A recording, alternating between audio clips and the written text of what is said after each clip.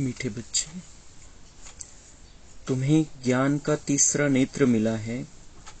तुम त्रिकालदर्शी बने हो, लेकिन यह अलंकार अभी तुम्हें नहीं दे सकते क्योंकि तुम पुरुषार्थी हो। प्रश्न, गृहस्थ में रहते कर्म अवश्य करना है, लेकिन किस एक बात की संभाल जरूर कर रखनी है?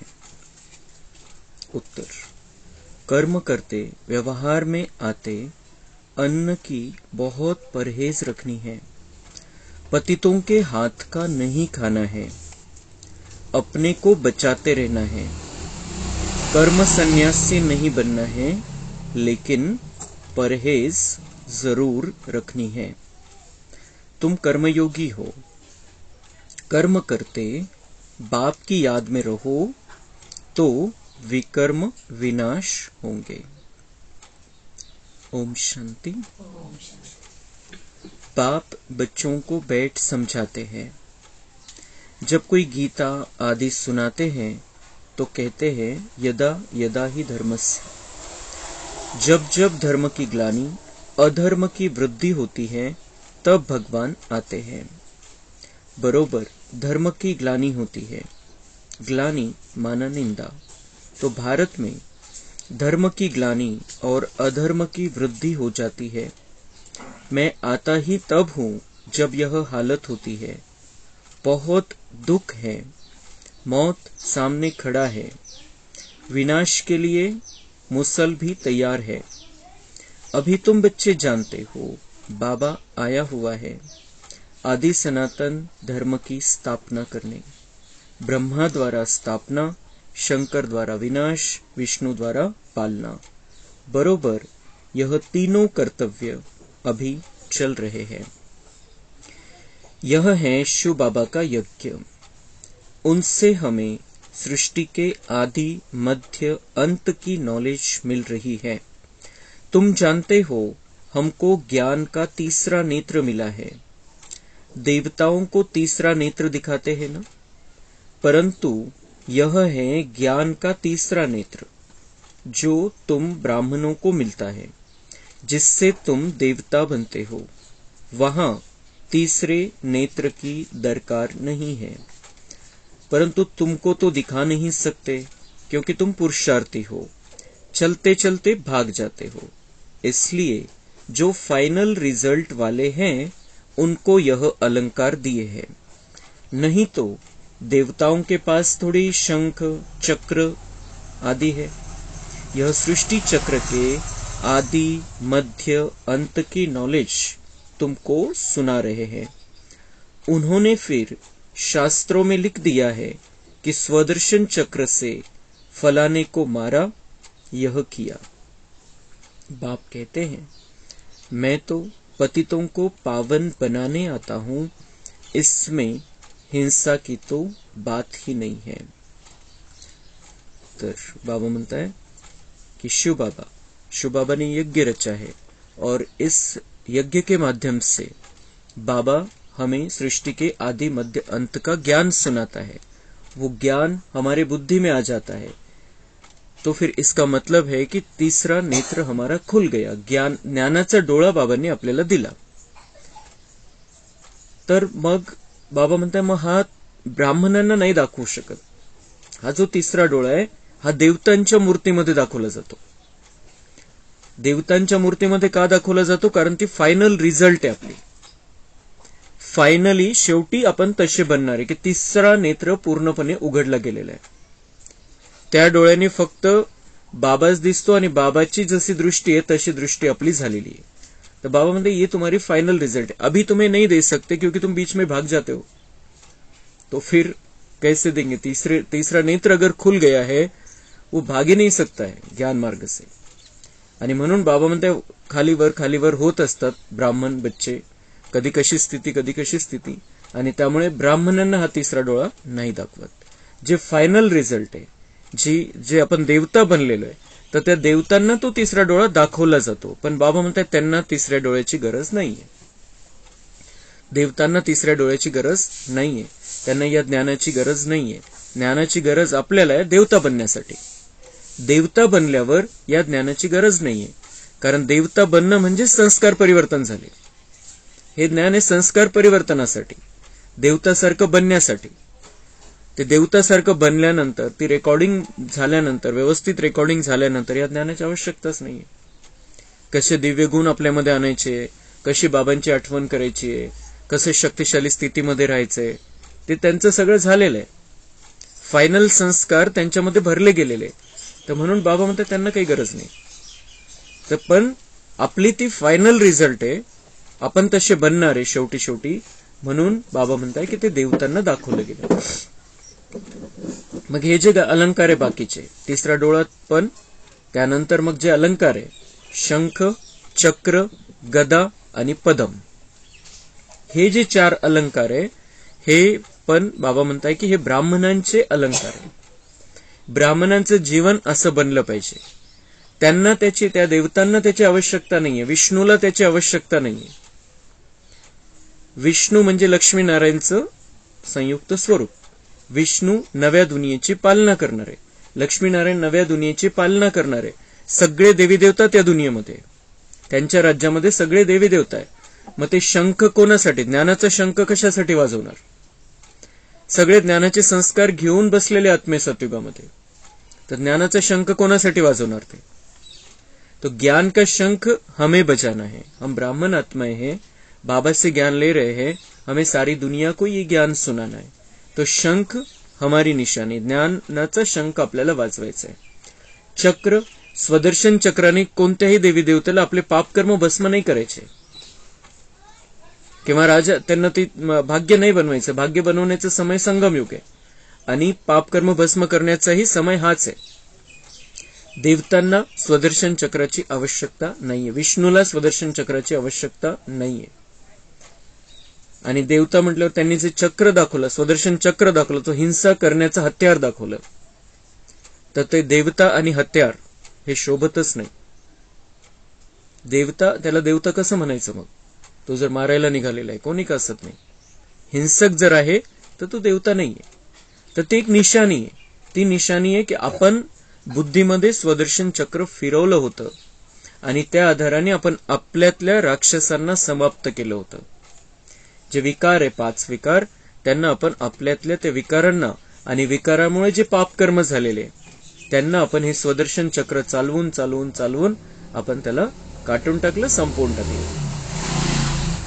मग गदा कशाची निशाणी आहे? संकटाचा सामना करण्यासाठी. कोणतेही विघ्न येईल, देवतांवरती विघ्नच नाहीये, विष्णुवरती कोणते विघ्न येणार नाहीये, क्योंकि वो विश्व के महाराज ऐसे समय में है जहां पर सारी दुनिया में सिर्फ देवता है, कोई असुरी नहीं है. तर कोणतं विघ्न त्यांच्या समोर येणार आणि कोणत्या विघ्नाचा सामना करायचा त्यांना? आपल्या समोर विघ्न येणार आणि विघ्नाचा सामना करण्याची निशाणी गदा. ही गदा कोणती? ज्ञानाची गदा आहे. आणि या ज्ञानाच्या गदेने आपल्याला आपल्यावर येणाऱ्या विघ्नांचा सामना करायचा आहे. आणि पदम देवतांच्या पावलामध्ये दाखवतात, लेकिन पदम हमारी निशानी है. हमारे हर कदम में पदम है, हर कदम में पदम है. हम कुछ बोल रहे हैं, कुछ सोच रहे हैं, कुछ कर रहे हैं, अगर बाबा की याद में है तो हर पल में कमाई है. जो कुछ भी हम कर रहे हैं उसमें कमाई कर रहे हैं, पुण्य का खाता जमा करते जा रहे हैं. और इसलिए हमारे कदम में पदम है. एक पाऊल उचलतोय आपण, त्याच्यामध्ये कमाई आहे. आणि ती कमाई कशी? अनलिमिटेड, किंमत नाही लावू शकत आपण त्याची. बाबांनी सांगितलं मागच्या आठवड्यामध्ये, ही वहां सोना कैसे होगा, मिट्टी जैसा सोना होगा. आणि आज एवढं सोनं घ्यायला जायचं तर किती पैसे लागतात? वहां पर मिट्टी जैसा, जसं माती आपण फुकट मिळते आपल्याला, अजून माती काही विकायला काढलेली नाही कोणी, माती फुकट मिळते. तसं बाबा म्हणताय की तिथं तशी मातीसारखं सोनं भेटेल तुम्हाला, किती घ्या, कोणी किती वापरा. तो वो ऐसी कमाई है, पदम की कमाई, जी ज्याची आपण किंमत सुद्धा लावू शकत नाही.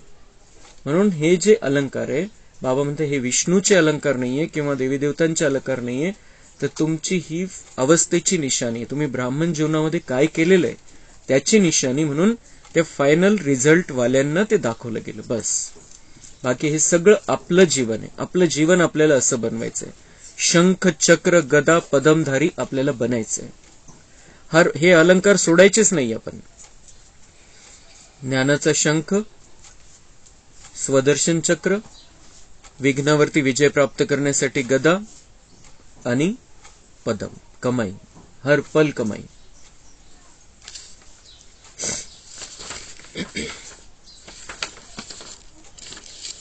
हर एक धर्म में किस्म किस्म की कथाएं हैं, जो सब भक्ति मार्ग की सामग्री है.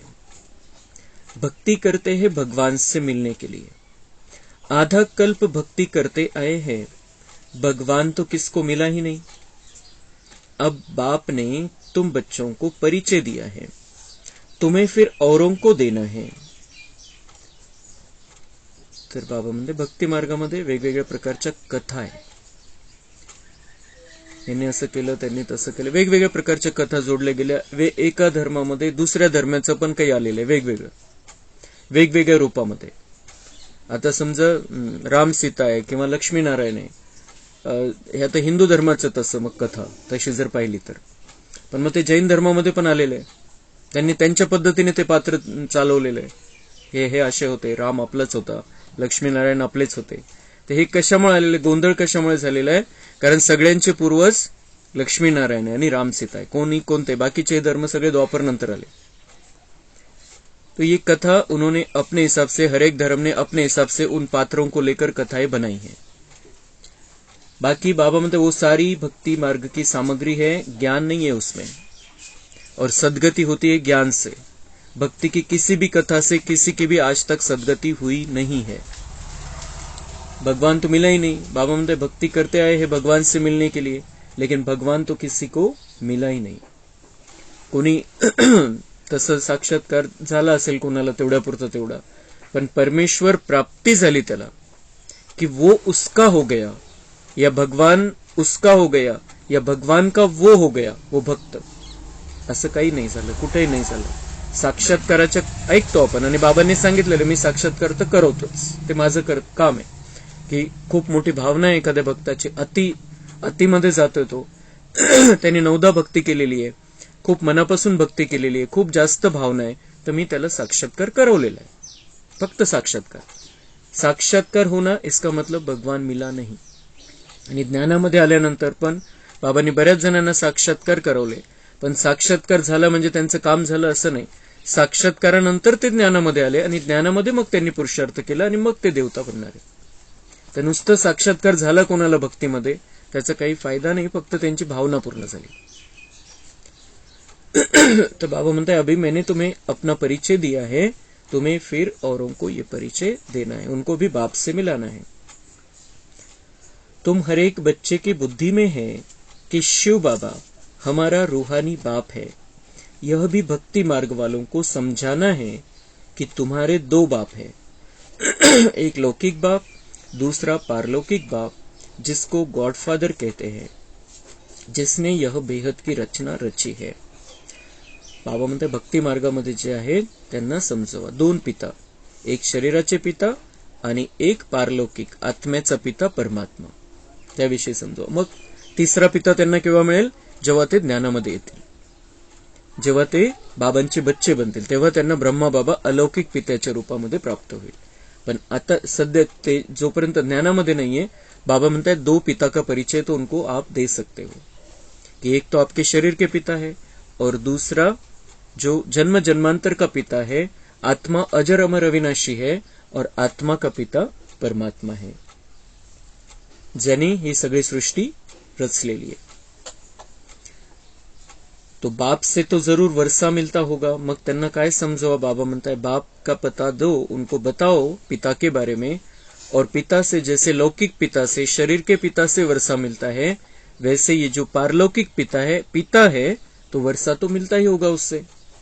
मग तो कोणता वारसा हक्क आहे? बाबा म्हणता असं त्यांच्या मनामध्ये ही उत्सुकता तुम्हाला निर्माण करायची, कि अगर हम उसे कहते आए हैं कि तू माता पिता है हमारा, तो पिता से तो वर्षा मिलता होगा. मग माता पिताचा संबंध आला, माता पिता आणि मुलाचा संबंध आला, तर मग वारसा हक्क येतोच तिथे. मग त्याला जर माता पिता म्हणत आलो तर मग त्याचा वारसा हक्क काय आणि तो कसा मिळवायचा? बाबा म्हणतात असं त्यांच्या बुद्धीला थोडं ढवळण्याचा प्रयत्न करा. वह है ही स्वर्ग की रचना रचने वाला। पिता जो है पारलौकिक पिता स्वर्ग की रचना रचने वाला है, त्यांना सांगा, बाबा म्हणताय। भारत स्वर्ग था, इन लक्ष्मी नारायण का राज्य था, उन्हों को यह राज्य किसने दिया? कलयुग अंत में कोई भी विश्व का मालिक है नहीं। कलयुग के अंत में कोई भी विश्व का मालिक है नहीं। कोणाच्याही हातामध्ये सगळे विश्वाचं राज्य नाहीये कलियुगाच्या अंतिम समयाला। मग असं काय झालं होतं की लक्ष्मी नारायण या विश्वाची बादशाही त्यांनी केली। कशामुळे त्यांच्याकडे बादशाही आली? सगळ्या विश्वाचे मालक झाले ते। कशामुळे झाले? बाबा म्हणते असे प्रश्न विचारा, म्हणजे त्यांची बुद्धीला थोडीशी चालना मिळेल। पूजा के लिए कितना भारी मंदिर बनाया है भक्ति मार्ग में, आपे ही पूज्य आपे ही पुजारी। ते जे सगळ्यात सुरुवातीचं मंदिर सोमनाथचं मंदिर बनवलं, एकदम बेस्ट मंदिर बनवलं होतं। तर बाबा म्हणते कितना भारी मंदिर बनाया है, आपे ही पूज्य आपे ही पुजारी। कोणी बनवलं? ब्रह्मबाबांनी बनवलं। ब्रह्मबाबांनी राजा विक्रमादित्याच्या रूपामध्ये ते मंदिर बनवलं। स्वतःच नारायण आणि त्यांनी ही पूजा करायला सुरुवात केली। पूजेचा मार्ग सगळ्यांना दाखवला। स्वतः पूज्य पण पूजेचा मार्ग दाखवणारा पण तोच। बाप समझाते हैं, मैं तो पुजारी नहीं बनता हूं, अगर मैं बनूं तो मुझे फिर पूज्य कौन बनाएगा? बाबा म्हणते ये ब्रह्मा पुजारी बनता है, नंबर 1 पुजारी तो ब्रह्मा है, लेकिन मैं पुजारी नहीं बनता हूं। क्यों नहीं बनता हूं? क्योंकि बाबा म्हणता है तुमको फिर पूज्य कौन बनाएगा, या मुझे पूज्य कौन बनाएगा? फिर बाबांपेक्षा मोठं तर कोणीच नाही या दुनियेमध्ये। मग बाबा म्हणतात मी जर पुजारी बनलो, मी जर खालच्या लेवलला आलो, तर मला पुन्हा पूज्य कोण बनवेल? मला माझ्यामध्ये सुधारणा कोण घडवून आणेल? मग म्हणून बाबा म्हणतात मी या सगळ्या गोष्टीपासून दूर राहतो, कारण तुम्हाला बाहेर काढायचंय मला। मैं न पतित बनता हूं न बनाता हूं, पतित तुमको रावण बनाते हैं, जिसको जलाते आते हैं। बाबा म्हणते मैं पतित बनता भी नहीं हूं और तुमको बनाता भी नहीं हूं। बाबा तो हमें पावन बनाता है, पतित कौन बनाता है? रावण। ये 5 धीरे धीरे धीरे धीरे आत्मा की चार्जिंग जैसे ही कम हो जाती है, शरीर का भान आ जाता है और फिर रावण का प्रवेश हो जाता है, और रावण हमें पतित बनाता है। पतित पावन ज्ञान सागर से निकली हुई यह ज्ञान गंगाएं शिव शक्ति सेना है। शिव से ज्ञान का कलश मिलता है। बाप कहते हैं बच्चे गृहस्थ व्यवहार में रहते पवित्र बनो, कर्म भी जरूर करना है, यह है ही कर्मयोग। कर्म संन्यास तो हो नहीं सकता, वह समझते हैं घर में खाना नहीं बनाते, भीख पर गुजारा करते हैं, इसलिए कर्म सन्यासी है। वह तो फकीर ठहरे, अन्न तो विकारियों का पेट में पड़ता है तो अन्न दोष लग जाता है। पतित घर से भल निकल जाते हैं, फिर भी जन्म तो पतित घर में लेना पड़ता है। तुमको भी अन्न असर करेगा, इसलिए परहेज रखी जाती है। पतित का अन्न नहीं खाना चाहिए। जितना हो सके अपने को बचाते रहो। तर बाबा म्हणतात ते जे संन्यासी आहे ते काय म्हणतात की आम्ही कर्म संन्यासी आहे, आणि म्हणून मग दुसऱ्याच्या हातचं बनवलेलं खातात, की खाना नहीं बनाते हमने क्योंकि हमने संन्यास ले लिया है। पण बाबा म्हणतात दुसऱ्यांच्या हातचं खातात, संसारी लोकांच्या हातचं खातात, आणि ते पतित आहे, विकारी आहे, त्यांच्यामध्ये विकार आहे। तर बाबा म्हणते उनके हाथ का तो खाते हैं, फिर वो दोष लग जाता है। उनकी जो भावना रहती है, ते त्यांची जी स्थिती असते, काम विकारामध्ये असतात, क्रोध, लोभ, मोह, अहंकार ही स्थिती असते, आणि अशा स्थितीवाले आणि त्यांचं परमात्म्याशी कनेक्शन नाहीये, त्यांच्या हातचं भोजन खाता है। बाबा म्हणते वो सन्यासी संन्यास लिया है, समझते हैं कि हम कर्म सन्यासी है, कर्म नहीं करते हैं, इसलिए खाना नहीं बनाते, इसलिए संसारी लोगों के हाथ का खाते हैं। पण बाबा म्हणतात त्यांचे व्हायब्रेशन तर लागणार त्या अन्नाच्या माध्यमातून, आणि ते अन्न असर करणार, मग ते पुन्हा पतित ते जी पावनता आत्म्यामध्ये यायला पाहिजे, की पवित्र राहण्यासाठी घर सोडून निघून गेले, ती पावनता जी यायला पाहिजे ती येतच नाही, क्योंकि पतित के हात का खाना खा रहे, तो होता ही नाही। ती भावना तशी बनू शकत नाही, कारण त्यांचे ते संसारामध्ये राहत आहे, त्यांचे व्हायब्रेशन त्या टाईपचे आहे, त्यांना काही बाबा भेटलेला नाहीये, त्यांच्या हातचं खात आहे, तर बाबा म्हणताय और ही पतित बनते जाते हैं, या फिर वो अपने आप को मजबूत रखते हैं की त्या अन्नाचा आपल्यावरती प्रभाव होणार नाही, पण परमात्म्याशी कनेक्शन नाहीये म्हणून त्यांचं काही पापकर्म भस्म होत नाही, नवीन होत नाही पापकर्म भले, पण मागचे पापकर्म तर भस्म होतच नाही. लेकिन बाबा म्हणते हैं तुम्हारा ये जो जीवन है, ये जीवन बहुत अलग है उन सन्यासियों से. सन्यासियों से तुम्हारा जीवन बहुत श्रेष्ठ है, बहुत दिव्य जीवन है. तुम्हें बाप मिला है, तुम्हें भगवान मिला है, तुम्हें पतित पावन मिला है, तुम डायरेक्ट उसके बने हो. तो तुम्हारे पाप कर्म भस्म होते जा रहे, जो तुमने पीछे तुम करके आए हो पिछले जन्मों में, वो मेरे साथ कनेक्शन जोड़ के वो पाप कर्म तुम्हारे भस्म होते जा रहे हैं. और फिर तुम अन्न का अगर परहेज रखोगे, पतितों के हाथ का नहीं खाओगे, जो बाबा की याद में बनाया हुआ भोजन है वो खाओगे, आणि एखाद्या वेळेस खूप मजबुरी असेल तर आपल्याला मांसाहाराचा तर विषय नाही, कांदा लसूणचा विषय नाही, खूप मजबुरी असेल, उपाशी राहायची वेळ आहे, तर त्यावेळेसाठी बाबांनी फक्त एवढंच सांगितलेलं आहे की दृष्टि खूप बहुत पावरफुल दृष्टि देकर उस अन्न को ग्रहण कर सकते हैं.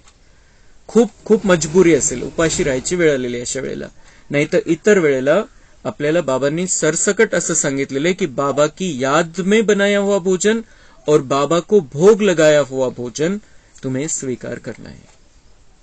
तो जितकं होता होईल बाबा म्हणताय की तुम्ही सांभाळा स्वतःला, कारण अन्नाचा खूप मोठा प्रभाव आहे. आपण कोणतं भोजन खातोय, कोणाच्या हातचं खातोय, कोणत्या स्थितीमध्ये बनवलेलं भोजन खातोय, त्याचा खूप मोठा परिणाम आत्मिक स्थितीवरती होत असतो. क्योंकि अन्न का मन पर प्रभाव पडता है, विचार बदलतात. विचार, सुरुवात कोणत्याही गोष्टीची सुरुवात होते, पापाला सुरुवात किंवा पुण्याला सुरुवात विचारापासून होत असते. आणि दुनियामध्ये पण म्हटलं जातं अन्न का मन पर प्रभाव पड़ता है और मन के विचार बदलने लगते हैं. फिर अन्न हम किस तरीके का खाते उस हिसाब से. म्हणून बाबा म्हणताय भोजन जे आहे ते खूप तुम्ही चांगल्या प्रकारे असं भोजन करायला पाहिजे. आपलं तेवढं नियम तर पालन करायला पाहिजे. आपण जितकं आपल्याला जास्तीत जास्त पालन करता येईल या नियमाचं तेवढं करायचं, क्योंकि बाबा की श्रीमत है. अगर नहीं करेंगे तो बाबा कोई डंडा लेकर नहीं बैठा है, नहीं तो नहीं, त्याचं भाग्य कट होईल, भाग्य कमी होईल. बाकी बाबा काही सजा देणार नाही की तुम्ही शुद्ध भोजन ग्रहण नाही केलं म्हणून सजा नाहीये. पण आपण शुद्ध भोजन केलं तर आपला फायदा आहे की आपण बाबांशी योग चांगल्या प्रकारे लावता येईल आणि मग आपले पापकर्म भस्म होतील. याची अशी वेगळी सजा नाहीये की तुम्ही भोजन नाही केलं, तुम्ही मी जे सांगितलेलं आहे त्याप्रमाणे. एक आहे त्यामध्ये की बाबांची श्रीमत आहे, श्रीमतचं पालन नाही केलं तर मग ते आपलं मनच आपल्याला खातं. म्हणून जेवढं आपण स्वतःला समजून सांगायचं की मुझे शुद्ध भोजन ही स्वीकार करना है. तो जितना हो सके अपने को बचाते रहो. कोई का बहुत झगड़ा भी हो जाता है, एक भाई ज्ञान में आता दूसरा नहीं आता, ऐसे बहुत केस होते हैं. इतना बेहद का राज्य लेते हो तो जरूर कुछ झगड़े होंगे. कोई भी हालत में तुमको अपना बचाव रखना है. मुक्ति तो कोई पाते नहीं है, गपोड़े मारते रहते हम ज्योति ज्योत में लीन होंगे. समझाते समझाते आखिर उन्हों की बुद्धि में भी आएगा की यह बात ठीक है. तर बाबा म्हणताय ह्या ज्ञानमार्गामध्ये चालताय, एक तर भोजनाचं लक्ष ठेवायचंय. दुसरी गोष्ट, काही वादविवाद होऊ शकतात घरामध्ये, परिवारामध्ये. आपले नातेवाईक काही सांगू शकतात, जो आपण काही नियमांचं पालन करायला लागलो तर मग ते सांगू शकतात की असं नाही, असं कसं जीवन चालेल, किती प्रॉब्लेम होऊन जाईल. आणि एकच गोष्ट लक्षात ठेवायची आपण, जहा चाह है वहां राह है. इच्छा तेथे मार्ग. आपण जर दृढ इच्छा असेल तर बाबा मार्ग पण दाखवेल आपल्याला. म्हणून एक तर भोजनाचं, आणि दुसरी गोष्ट वादविवाद, कोणत्याही कारणामुळे वादविवाद. बाबा म्हणतात क्योंकि वो जन्म जन्म के हिसाब किताब बने हुए हैं और आत्माएं कमजोर हो गई है, चार्जिंग नहीं रही है उनकी, सहन शक्ति कम हो गई है. इसलिए बाबा म्हणतात किसी भी बात के कारण झगडे हो सकते. ते वाद घालू शकतात, तुम्हाला वादामध्ये पडायचं नाही. तुम्हाला स्थिर राहायचंय आणि अचल अडोल राहायचंय. अपने आप को बचाते रहना है. वाचवायचंय, दूर ठेवायचं, आपल्याला वादापासून दूर ठेवायचंय. आणि दूसरी गोष्ट वो क्या करते हैं भक्ति मार्ग में. बाबा म्हणता है कि मुक्ति तो किसी ने पाई नहीं है, लेकिन वो गपोड़े मारते रहते हैं कि इतने मोक्ष को गए, इतने ज्योति में जाकर समा गए। बाबा म्हणते कोई गया नहीं, सगळे चाटा मारलेले, कोई भी गया नहीं है। हर एक को यहाँ पर पुनर्जन्म लेना पड़ता है, फिर भगवान शिव बाबा आकर सबको लेकर जाता है। मोक्ष म्हणजे परमधाम मध्ये सगळ्यांना घेऊन जातो शिव बाबा। कोणी त्याच कोणी जात नाही, कोणी गेलेलं नाही, कोणीही गेलेलं नाहीये। बाबा ने सांगितलं मेरे पास एक भी नहीं आया है अभी तक, क्योंकि आ नहीं सकता। इथून तिकडे जाण्याचे गेटच बंद आहे, ते गेटच उघडलेले नाही परमधामचे, म्हणून तो ब्रह्मबाबा पण नाही गेला संपूर्ण बनून सुद्धा। तो बाबा म्हणता है लेकिन बाद में आखिर में उनको भी समझ में आ जाएगा। जो कहते हैं कि इतने मोक्ष में गए हैं, ज्योति में जाकर समा जाते हैं, शेवटी शेवटी सगळ्या संन्याशांना ही गोष्ट लक्षात येणार है कि अभी तक तो कोई गया नहीं। तो ये जो कह रहे हैं, जो भगवान ने जो बात कही है वो सत्य बात है कि भगवान आकर सबको लेकर जाता है।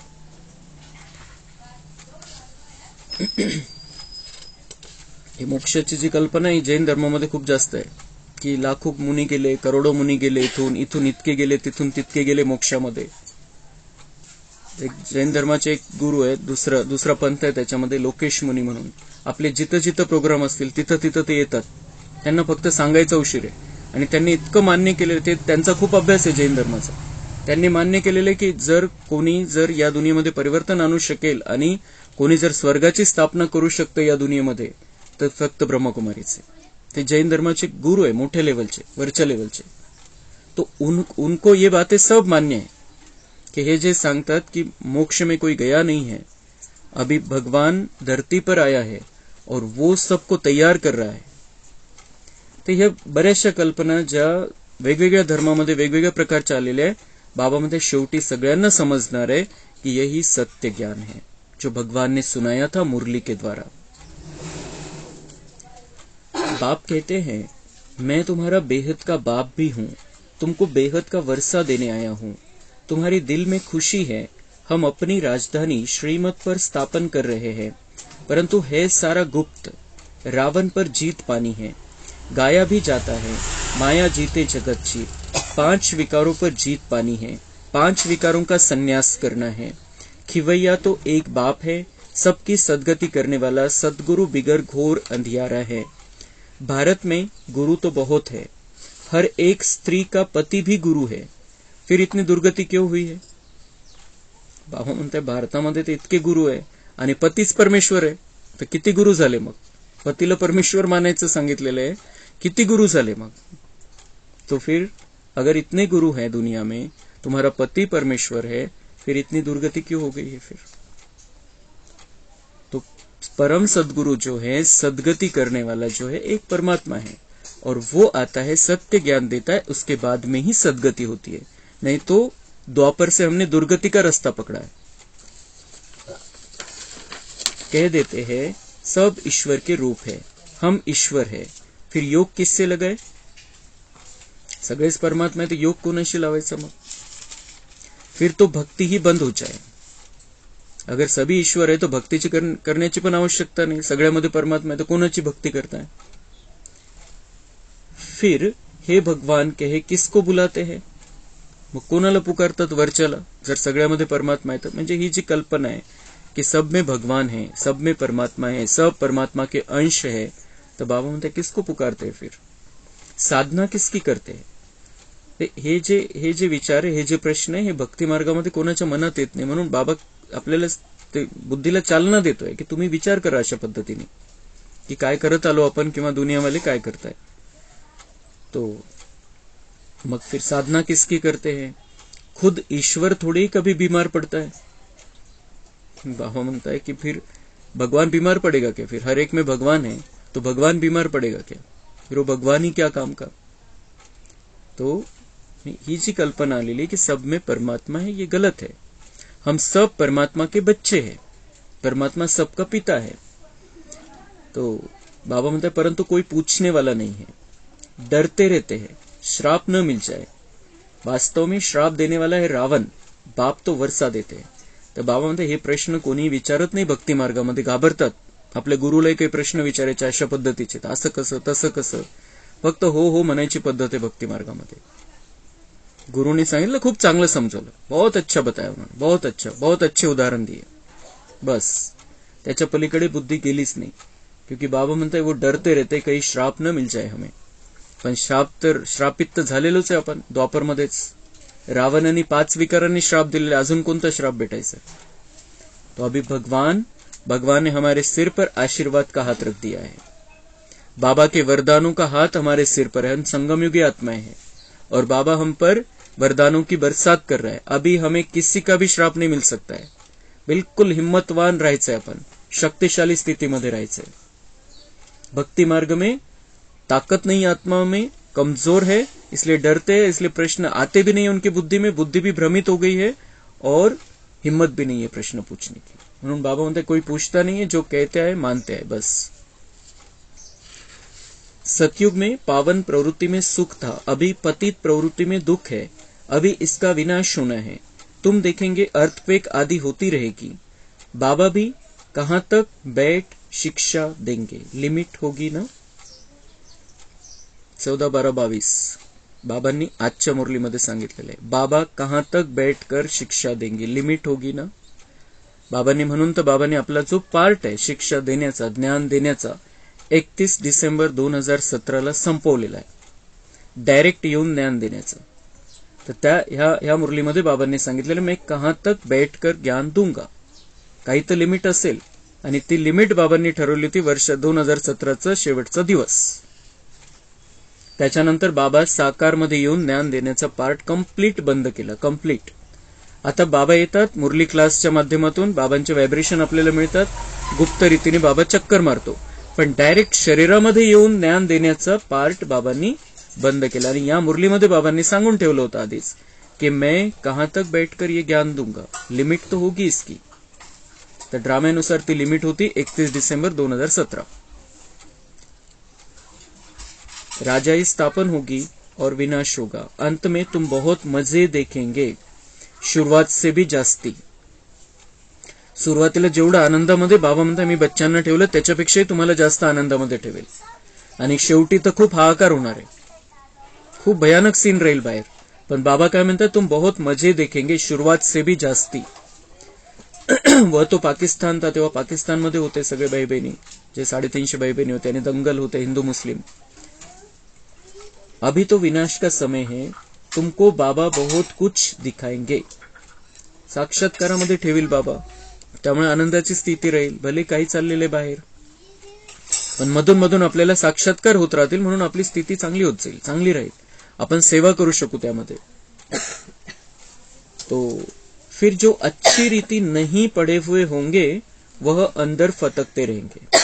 क्या कर सकते हैं, अभी जितना पुरुषार्थ करना है कर लो. बाल बच्चों को तो संभालना ही है, कायर नहीं बनना है, कदम कदम श्रीमत पर चलना है, बाप को याद करते रहना है. बस इसमें ही मेहनत है. पापों का बोझा सिर से कैसे उतरे, उसके लिए है सहज योग. यह है ज्ञान बल, योग बल, जिससे माया पर विजय पाकर विश्व के मालिक बनते हो. तर बाबा म्हणताय की जर तुम्ही चांगला पुरुषार्थ कराल, आता चांगला अभ्यास कराल, ज्ञान चांगलं ऐकाल, त्याचं तुम्ही प्रॅक्टिकल मध्ये आणाल, संस्कार परिवर्तन होऊन जाईल, आपले पापकर्म भस्म करत राहाल, खूप आनंदामध्ये राहाल या ज्ञान मार्गामध्ये, तर बाबा म्हणताय पुढे मजाच मजा आहे. दुनिया में हाहाकार की स्थिति होगी, लेकिन बाबा के बच्चे बहुत मजे में रहेंगे. बाबा हमें फूल जैसा रखेगा, एकदम खूप चांगल्या प्रकारे आपली पालना करेल बाबा त्यावेळेला. पण केव्हा, बाबा म्हणताय अभी पुरुषार्थ करेंगे, अभी अच्छी रीति पढ़ाई पढ़ेंगे तो, नहीं तो फिर बाबा म्हणताय फिर क्या कर सकते हैं, फिर नहीं किया तो तुम्हारी मर्जी, फिर जैसे होगा वैसे होगा. लेकिन बाबा गारंटी ले रहा है, आज की मुरली में बाबा गारंटी ले रहा है कि अगर तुम अच्छी रीति से पढ़ोगे, मैं जैसा कह रहा हूं वैसा चलोगे जीवन में, तो तुम बहुत मजे में रहेंगे. दुनिया में महाभयानक स्थिति आने वाली है, बहुत ज्यादा आपदाएं आने वाली, लेकिन बाबा हमें मजे में रखेगा, गारंटी ले रहा है बाबा. लेकिन हमें अच्छा पढ़ना है, हमें बाबा की श्रीमत का पालन करना है. योग, मुरली, अन्न की शुद्धि, दिन भर में कर्म करते हुए बाबा को याद करना, सोते समय बाबा की याद में सोना, जितना हम इन नियमों का पालन करेंगे उतना बाबा के लाडले होते जाएंगे और लाडले बच्चों को बाबा अंत समय में मजे में रखेगा। बाकी बाबा म्हणताय की बाल बच्चों को तो संभालना ही आहे, पुरुषार्थ तर जेवढं करायचं तेवढं तर कराच, पण त्यासोबत तुमचे जे कर्तव्य आहे बाबा म्हणताय ते पण तुम्हाला पार पाडायचे। कायर नहीं बनना है, जो भी कर्तव्य है वो पालन करने में बाबा म्हणताय हिम्मत नहीं हारनी है, शक्तिशाली स्थिति में रहना है। अच्छा, मीठे मीठे सिक्के लधे बच्चों प्रति माता पिता बाप दादा का याद प्यार और गुड मॉर्निंग। रूहानी बाप की रूहानी बच्चों को नमस्ते। हम रूहानी बच्चों की रूहानी बाप दादा को याद प्यार गुड मॉर्निंग नमस्ते। वहाँ बाबा वहाँ, शुक्रिया बाबा शुक्रिया। धारणा के लिए मुख्य सार है, श्रीमत पर ज्ञान और योग बल से माया पर विजय पानी है। विनाश के पहले अपने विकर्मों को विनाश करना है। बेहद का राज्य लेने के लिए हर बात में अपना बचाव करते रहना है। अन्न दोष से बहुत संभाल करनी है। वरदान है, संगम युग के महत्व को जान, स्नेह की अनुभूतियों में समाने वाले संपूर्ण ज्ञानी योगी भव। संगम युग परमात्मा स्नेह का युग है। इस युग के महत्व को जानकर स्नेह की अनुभूतियों में समा जाओ। स्नेह का सागर स्नेह के हीरे मोतियों की थालियां भरकर दे रहे हैं, तो अपने को सदा भरपूर करो। थोड़े से अनुभव में खुश नहीं हो जाओ, संपन्न बनो। ये परमात्मा प्यार के हीरे मोती अनमोल है। इससे सदा सजे सजाए रहो, क्योंकि यह स्नेह ही योग है और स्नेह में समाना ही संपूर्ण ज्ञान है। ऐसे रूहानी स्नेह का सदा अनुभव करने वाले ही संपूर्ण ज्ञानी योगी है। तो बाबा म्हणता मैं वरदान लुटा रहा हूँ, संगम युग में तुम हो, अब मेरे प्यार का आनंद लो, मेरे प्यार में समा जाओ। बाबा म्हणते संपूर्ण ज्ञान आणि संपूर्ण योग काय? स्नेह ही योग है। योग काय? बाबांवरती प्रेम करणं हाच योग आहे, हाच योग आहे। कारण प्रेम आहे तर मग योग लावायची गरज नाहीये। प्रेम आहे, बाबांवरती प्रेम आहे, प्रेम निर्माण झालेलं आहे, प्रेमाचं नातं आपण जोडलेलं आहे, ऑटोमॅटिक बाबा बुद्धीमध्ये राहील आणि बाबा चालवेल आपल्याला।